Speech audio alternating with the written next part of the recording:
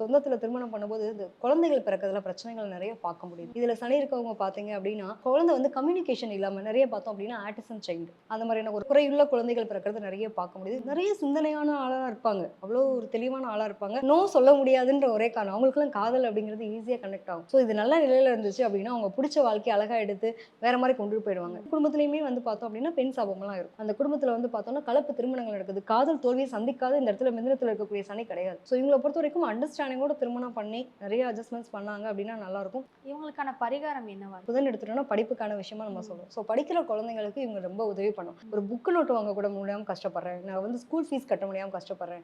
எனக்கு படிப்பு வேணும்னு நினைக்கிறவங்களுக்கு, இவங்களுக்கு கிடைக்காத ஒரு விஷயம். நான் படிக்கிறதுக்கு அந்த டைம்ல அவ்ளோ கஷ்டப்பட்டேன் தெரியுமா? அப்படிங்கிற மாரி இவங்க அத மைண்ட்ல வச்சு அவங்க சப்போர்ட் பண்ணி அந்த குழந்தைங்களுக்கு உதவி பண்ணாங்கன்னா, நிச்சயமா இவங்களோட வாழ்க்கையில ஏற்றம்ன்றத சந்திச்சே தீருவாங்க. அதுல எதுவும் மாற்றமே இல்ல. எல்லா ராசிக்காரங்களுக்குமே நான் சொல்ற ஒரே விஷயம் என்ன அப்படின்னா, காக்கைக்கு உணவு வைக்கிறது ரொம்ப ம். ரொம்ப நல்லது. முடிஞ்ச வரைக்கும் வந்து ஆஞ்சநேயர் வழிபாடு எல்லா ராசிக்காரங்களுமே எடுத்துக்கிறது ரொம்ப சிறப்பு. பர்ட்டிகுலரா இவங்கள பொறுத்தவரைக்கும் மட்டும் தாயார் வழிபாடு அப்படிங்கிறதும் இவங்க எடுத்துட்டே வந்தாங்கன்னா, உங்களுக்கு இருக்கக்கூடிய செல்வாக்கியத்துல வந்து எந்த தடை இல்லாம, ஒரு பிரச்சனை இல்லாம ஸ்மூத்தா கொண்டு போகக்கூடிய தன்மை இருக்கும். எந்த அளவுக்கு